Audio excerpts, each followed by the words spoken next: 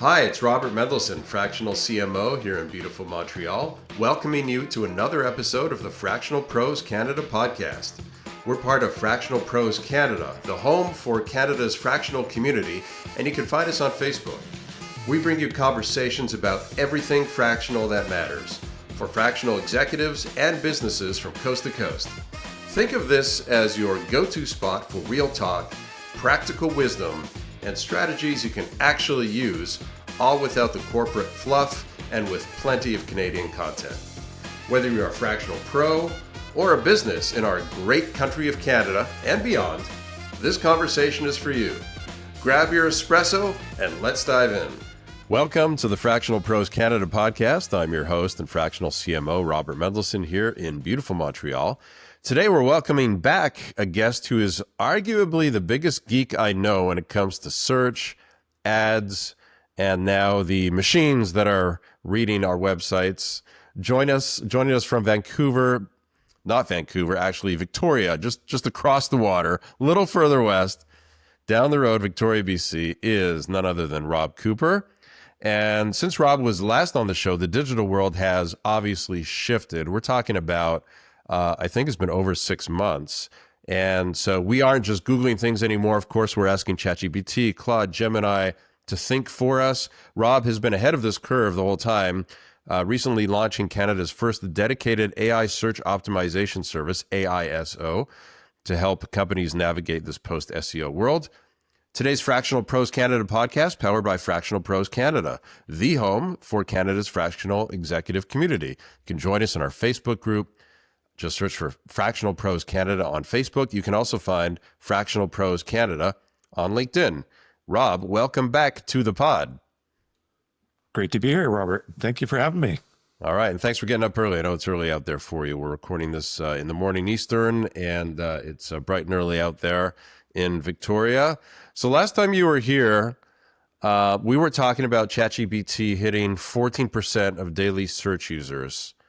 Any idea if that number has gone up since then? I guessing it has.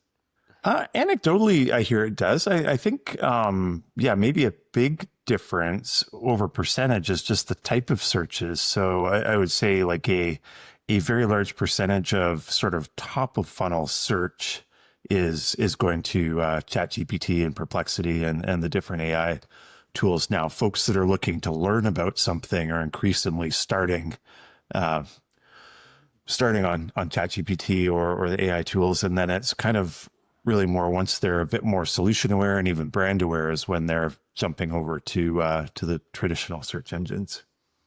All right, and let's just get some terminology out of the way here. So, I said at the top AISO, I guess AI search optimization. I have heard the terms AEO. I've heard the terms GEO, all as the new SEO. So what terms are you using yourself these days? Well, it was funny when we started using the term AI search optimization, which I still use regularly. There wasn't a standard yet. So it does seem like AEO or Ask Engine Optimization is sort of taking hold, but then GEO or Generative Engine Optimization is also coming on strong. So who the heck knows? Marketers are the worst for these sort of things. So we'll see where it falls. Oh yeah, marketers just mess it all up. Absolutely. We are the bane of the world.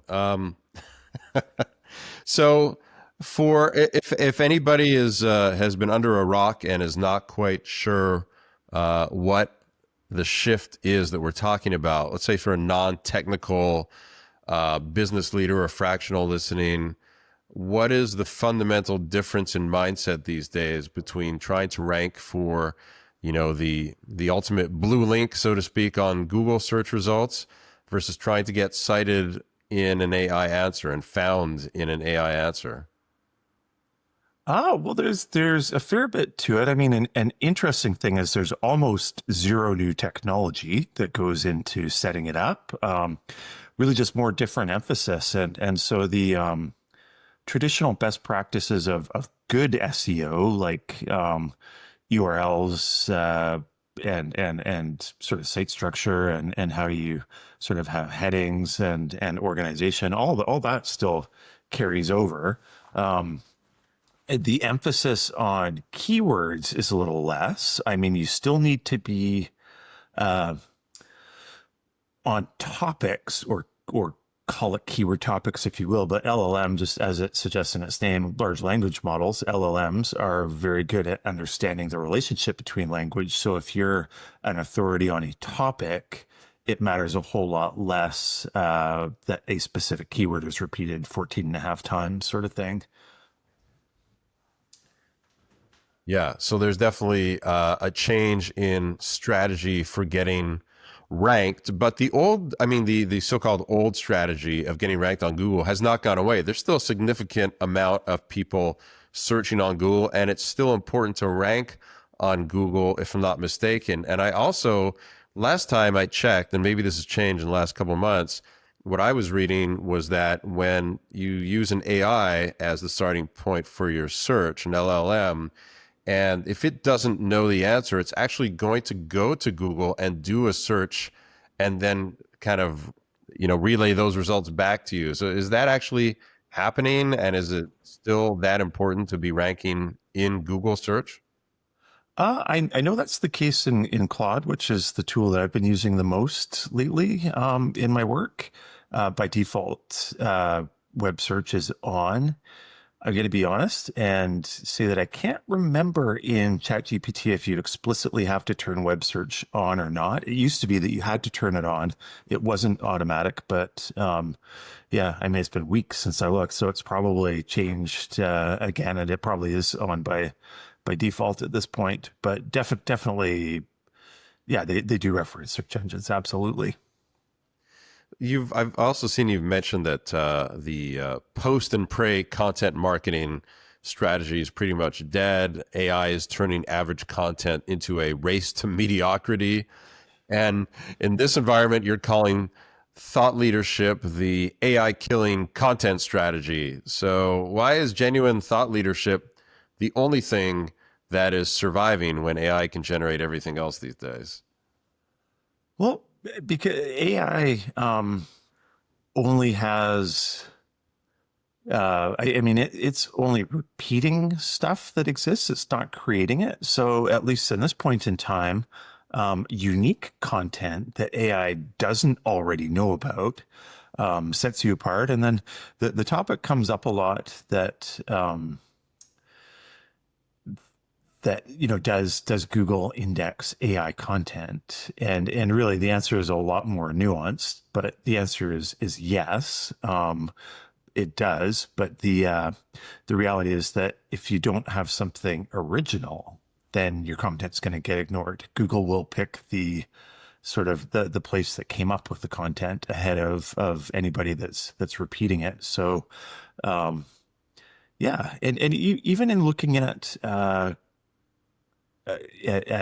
authenticity and originality, something that's really cool that's kind of come out is that AI actually looks for legitimate, real authors of content. So it's really important, say like on your about page, to have a strong about page that says who's on your team, particularly the folks behind the company, and it goes kind of for the legitimacy and opinion of the company as well as of the content. But yeah, things like about pages and author pages are critical. Like having an author page and even the about page linking to off-site proof of who you are and what you've done, sort of thing. So the idea now of on your about page, if it mentioned an award that you'd won, having a link to somewhere on an authoritative site where it mentions you getting that award would be great. So I think AI is getting much better at looking for actual authenticity versus just looking for signals of authenticity, which to me is really great because that pushes towards real people doing original things.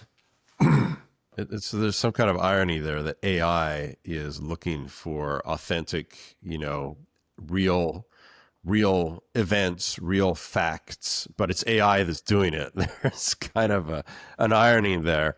Also, you mentioned the notion that you do want to still have original content, but that idea of original content is getting so diluted these days because a lot of people are using AI to at least help them author that original content, whether it's writing it 100%, whether it's starting with a draft from AI and then wordsmithing it humanly.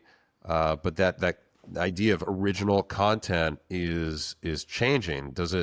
Is there anything? What's the latest on?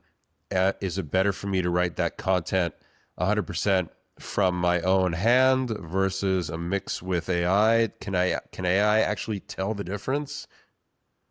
I don't think AI cares. What I've arrived at, which is how I write, and actually how we've been just came off a conference of teaching people about this, is basically creating a trained environment where you train AI to write in your own voice, using all of your own nuance, all of your own writing conventions, giving it samples of your work that you like.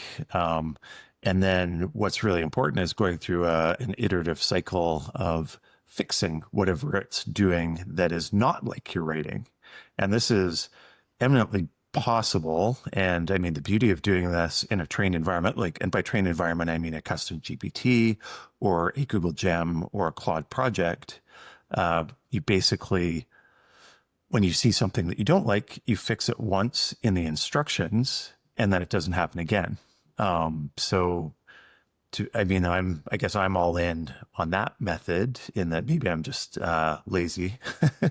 But now my writing process looks like writing out my thesis, the point. If I'm writing blog posts, there's going to be a point that's been bouncing around my head that I feel like I want to prove or what have you. So I'll write out my thesis, I'll write out my bullet points of what I would use to support that, and then I'll actually give an example or two if there are to be examples used, because that is one thing. AI is great at making up fake examples, but I'll write in a real example, and then that sort of 10-minute process goes into AI, and hey, out pops an article that's in my voice that's actually better than what I would have written had I done it manually and taken 2 hours to do it.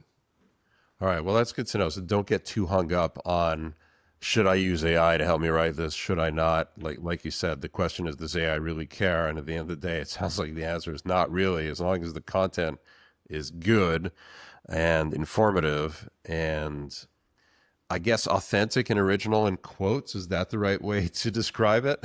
No, I think so. So I like in my own case, it's writing in my voice. It sounds just like what I would have written before, and it's all my ideas. So I think it really is around injecting your own ideas, and then it is original. If you have an idea that hasn't been expressed in a certain manner before, or hasn't been applied to your industry or applied to where you live, then it's becomes original content. Okay. And what is the best way to measure the results of this? I mean, the old days, to measure SEO, often, make a change to the website, and it could take 3 to 6 months, maybe on average, to see those changes, get re-indexed by Google and see some results.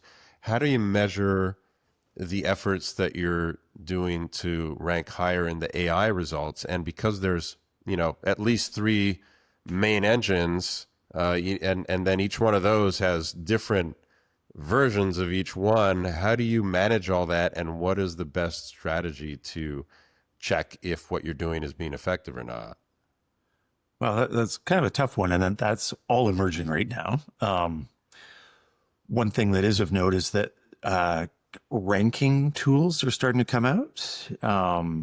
They're pretty expensive. I don't trust them at all. I think in theory, you can get a ranking from one place at one time for one anonymous thing. But the reality is that like with ChatGPT, it remembers everything about you. It knows what you like for breakfast, and probably literally. And so it takes into account everybody's personal biases and personal preferences.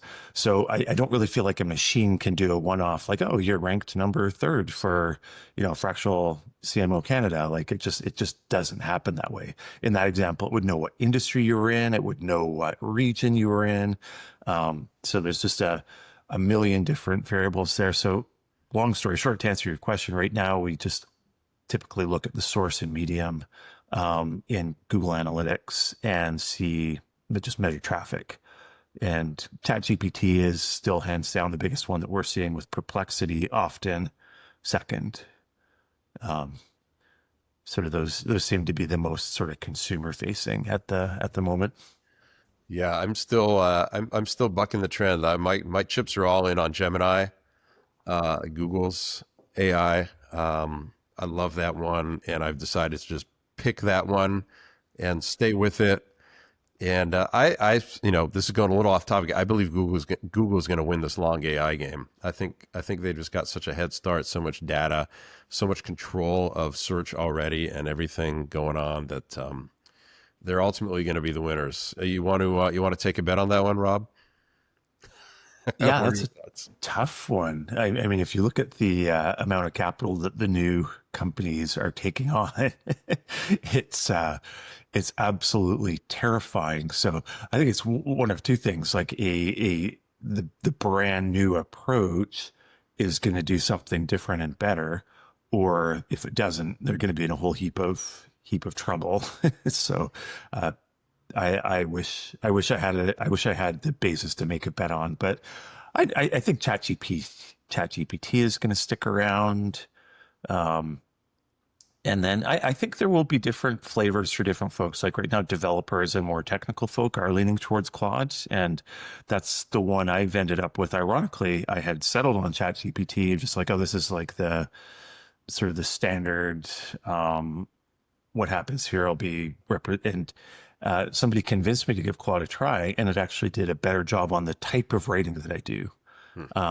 That said, we're somewhat agnostic. We're setting up a Gemini environment for a client this last month, where we're training Gemini to write on the behalf of key team members that want some writing acceleration help, sort of thing. So it was great. I actually took the instructions for the gem that I created and tried it out in Claude, and lo and behold, actually the Gemini rating was subjectively quite a bit better, or more on point. I think, okay. Again, if I had to say, I'd say maybe Claude leans a little more towards the technical, and ChatGPT is a bit more nuanced when it comes to like the social implications and aspects of things. Well, and that's today. Tomorrow, that can all change. Yeah. So stay tuned. This notion of Google Author knowledge panels. Tell us what those are and why should we care about them?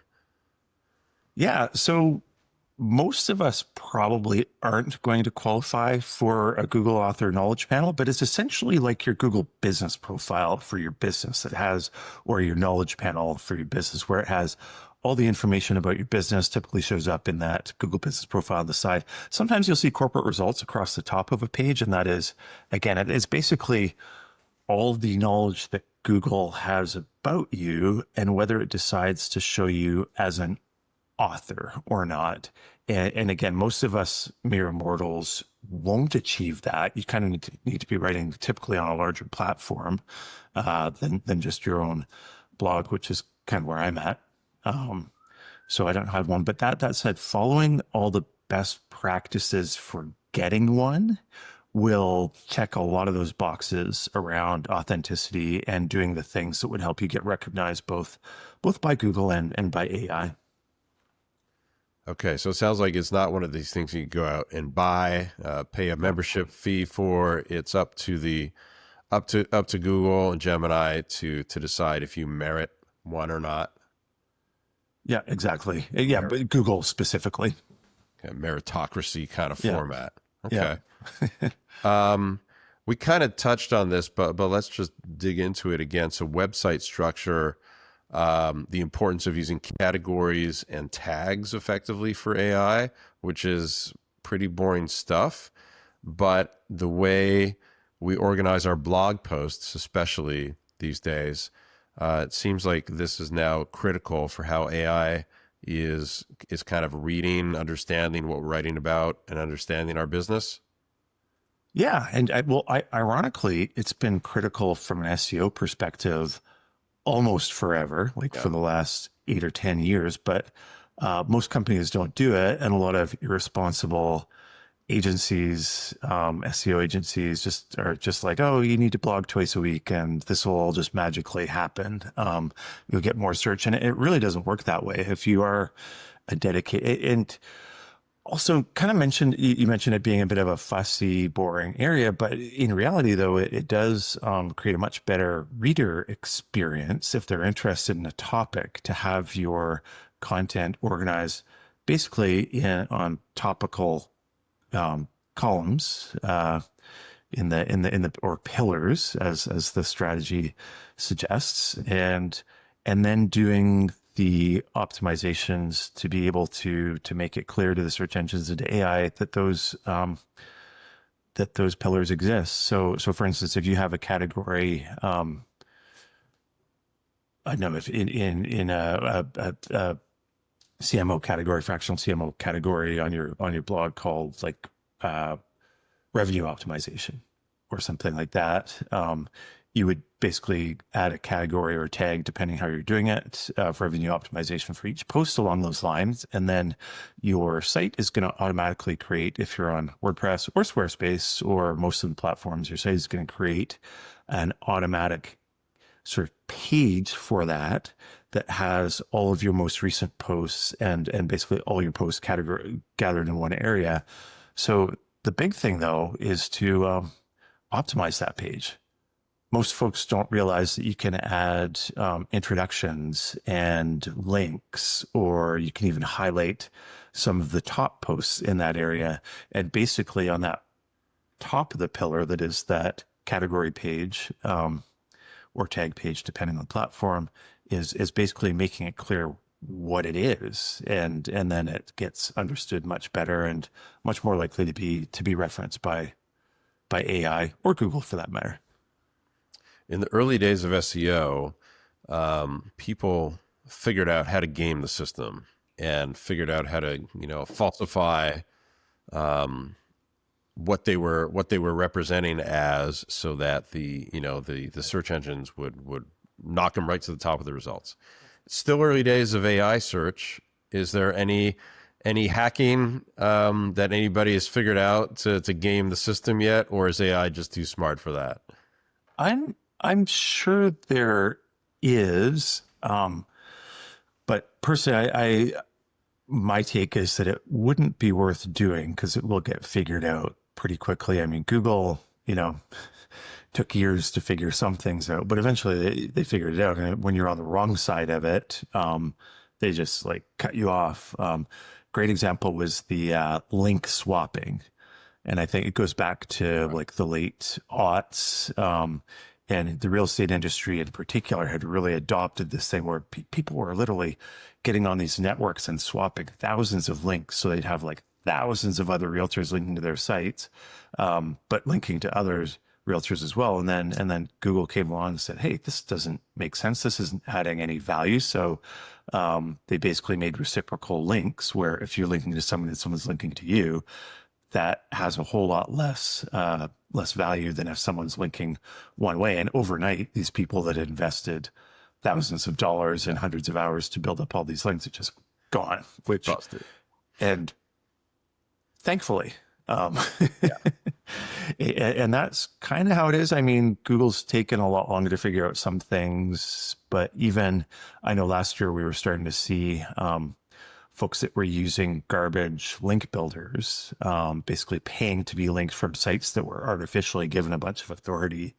They would be really high authority, but you don't look at them and it's clear they're garbage. Google finally got good at figuring those out. So we saw actually a chain across the southern US was consulting with us about like, hey, we just disappeared. And we went and looked, and that was the big factor is that they've been using a ton of these garbage links, and Google just decides, hey, they're fraudulently trying to make it look like they have quality people linking to them. So I don't think there's anything that you could leverage that would stay ahead very long. Yeah, so AI is too smart in most cases, and again, if it sounds too good to be true, it probably is. Yeah. And I mean, I'm convinced that there are things like if you hired a whole bunch of people to search on your company in AI and, things like that could possibly have an implication. But again, there's just so much intelligence built in that I think it will pretty quickly figure out things like that. All right, let's talk about what's happening in the world of paid advertising. You're also a paid ad expert, and AI is taking up obviously more and more screen real estate. So what's happening with the good old Google paid ad? Are people still investing in that? Is it still a worthwhile investment? Have you seen a shift away from that? What's your take? It's really interesting, and the being, yeah, I mean, the biggest chunk of our revenue comes from managing people's Google ads. They're great clients that stay on for multi-years typically if we're able to make money for them, which fortunately is is most of them. But it hasn't been hit so far yet. But again, ironically, it's kind of the fear of that going away or changing that has led us to go all in on AI and to learn all the different areas to diversify our services. So long story short, we have seen no meaningful change in Google yet either. I mean, it's maybe gotten a tiny bit more competitive because the search volume's down a little bit, but it hasn't affected us as a business. And I would say it hasn't really affected our advertisers yet. That said, platforms like Meta are sort of AI is taking sort of a larger and larger hold in there in terms of like doing ad variations and ad variations that are actually decent for the most part, not always, but I think I'd be more worried if I was as an agency providing services to run these things, if I was sort of deeper in on the meta side. But ironically, we helped host an AI conference last week, and we actually, lo and behold, did a bunch of advertising for it. And Meta worked really well. We did some Meta ads, we did some Reddit ads, and they both worked better than I would have expected them to. So we're now kind of rethinking when we recommend those. And I guess the biggest thing too for those Google ads is it's still the area that captures the absolute highest intent traffic typically. So when folks are ready to buy and looking for a company, they're typically going there. Again, that might change, so we may have to adjust, but we'll see. So is it now people are starting their search with their favorite AI tool more top of funnel? They're maybe looking to find out a little bit more about the product category they're looking at. They're doing some research. They're maybe asking AI to do some comparisons. But once they're ready to buy, are they then moving back over to Google to kind of find where's the best place to buy it? What's the best price? Is that the kind of thing you're seeing? It's more I would say that's bottom funnel activity now. Yeah, that's entirely accurate, I would say. And I mean, some marketers are proclaiming that top of funnel is gone from traditional search. I think that's a little bit of an overstatement at this point, but it's not that far off. Yeah, I mean, I think of doing some Christmas shopping recently, and think, an on-frame bike pump for my son. It's kind of like started in ChatGPT in that case to get a few ideas, and then went to Google to shop basically. Okay, well, there's a good example. What about sponsored citations inside of ChatGPT answers? Do you think that's something we're going to be seeing soon? They'll have to start making some more money somehow. So I would be surprised if I'd be surprised if we don't at some point. I mean, again, I think they've learned from the example of Google and Meta of, adapt, like gaining sort of the user base and then flipping the switch on revenue after somebody has already sort of brought them in as part of their daily life, and then it's kind of slowly turning that knob to the point where actually the fellow in the keynote of our conference last week referred to the enshittification of social media.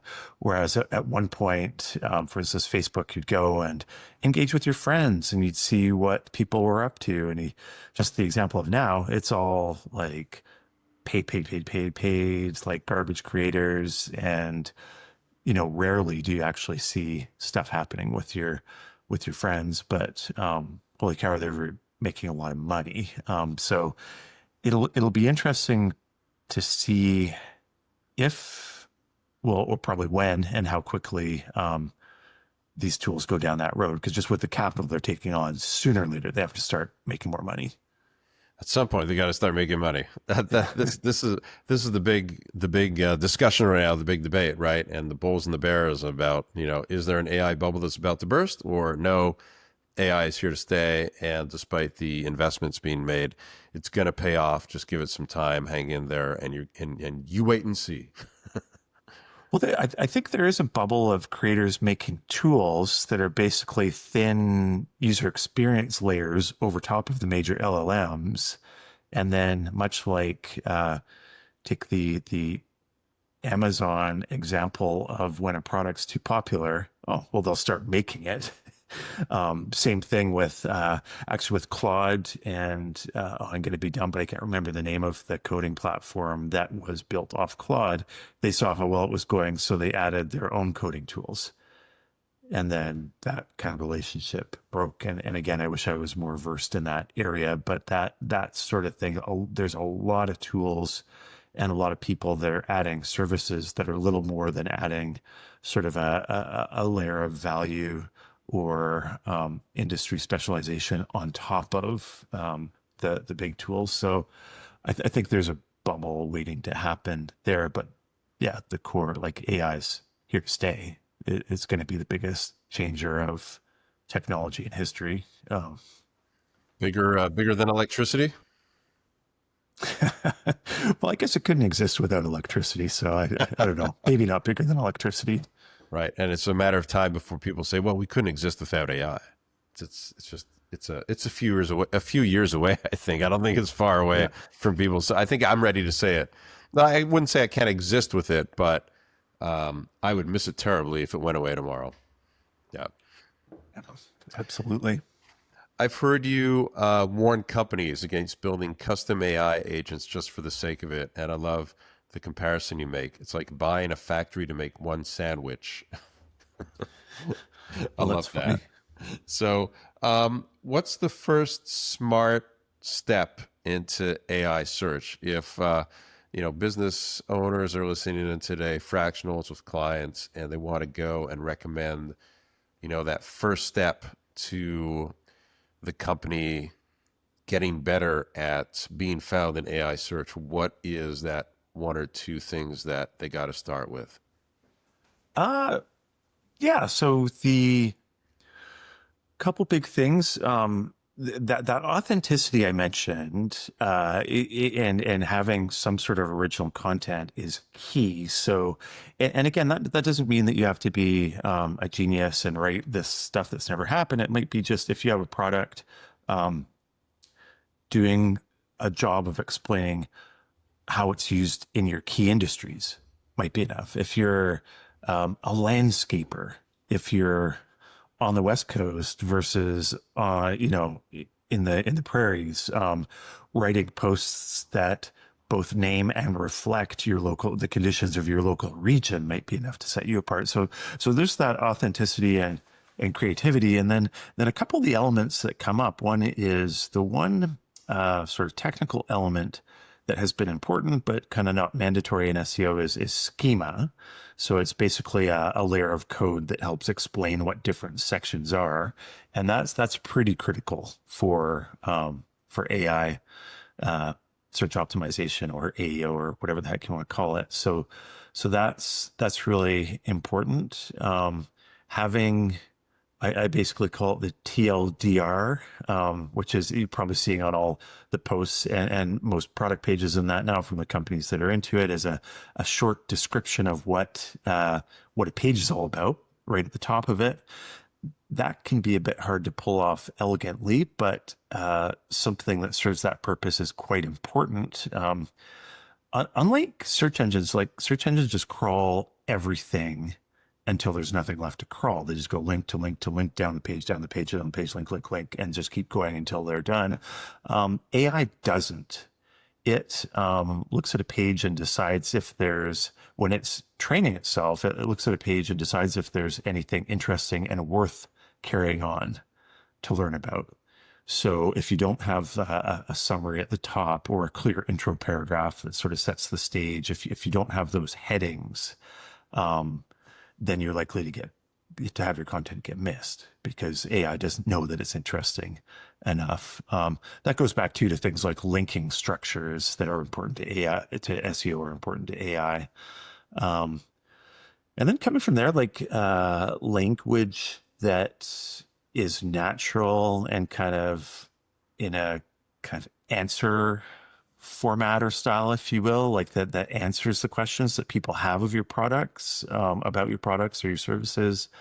And then of course, structured FAQs. Right now it's considered by most of best practices to sort of at the bottom of your product page or service page to have an FAQ, or at least the critical ones, to have an FAQ section that asks, and again, not just the general questions about your service, but industry or location specific questions that will be unique in some manner. So that's important. That's kind of the big thing. But yeah, I think sort of thinking in terms of winning niches and localization, really, really important. And for those who are not technical, you mentioned the schema, and don't be afraid of that term. There's actually, correct me if I'm wrong, Rob, there's actually AI tools that can build that schema for you. Let us scan your whole site and build that out, and it's a pretty easy lift. Yes. I'm not going to say easy, as somebody that wades into all the tech, and I guess I'll share the perspective of when we got much deeper into schema. Gosh, 2023 or whatever. I actually tasked somebody on the team to go through, like, okay, spend a day and just find out the absolute best way that we should be applying schema. And they came back and said, well, none of the plugins are perfect. So you can get, for instance, there's WordPress plugins that you can get that, oh, it's as simple as checking some boxes. Like, no. So we use a hybrid mix using typically a schema plugin, and some manual schema. And what's interesting, if you're on Squarespace or Wix, they allow for schema, but you have to basically paste in raw schema onto the page as right. It's basically a non-visible element. It's just, it's quite straightforward to add, but a little more complicated to make. But there are tools, like the schema.org, where you can go and check the validity of it. So it by all means, it's not impossible, but I would share, like, of all the, and you know me, and I do dig into the technical stuff. It's one area that I've chosen not to know inside and out because it's kind of fussy and time consuming, but all right. So it is worth doing. I'll walk back my comment that it's an easy lift. It sounds like it's kind of like if I want AI to do 80% of the job and then I do the rest 20% myself. It sounds like something like that. It can maybe an easy lift to get the foundation, but then you do need to pour over it with some kind of human expertise to make sure it's optimized. Yeah, absolutely. Okay. All right. Rob, you might remember that last time you were on, we wrapped things up with the famous billboard question. I'm going to ask you again here. So, if you could put any message on a billboard that business owners, fractionals could read and see every day they drive by that billboard on the highway of life, what would you be putting on that billboard today? Oh my gosh. It's here to stay. Don't be afraid of it. I don't know. It's here to stay. What was the second one? Don't freak out. Was that what it was? Yeah, don't be afraid of it. Okay. Yeah. Don't be afraid. It's here to stay. Good. Get comfortable with it. Get used to it. Yeah, as marketers, we should be a bit afraid, but not not of the AI. We've nothing to fear but fear itself, or do we actually have something to fear? Nobody's really sure. I guess that's something to fear, at least a little bit. All right. On that happy note, thanks again so much, Rob, for coming back here on the Fractional Pros Canada podcast. Thanks very much. That's a wrap on another episode of the Fractional Pros Canada podcast. If you're a fractional professional based in Canada, we'd love to have you join us in the Fractional Pros Canada Facebook group, the home for Canada's fractional community. It's where Canadian fractional executives connect, share insights, and help each other succeed. Until next time, I'm Robert Mendelson, Fractional CMO.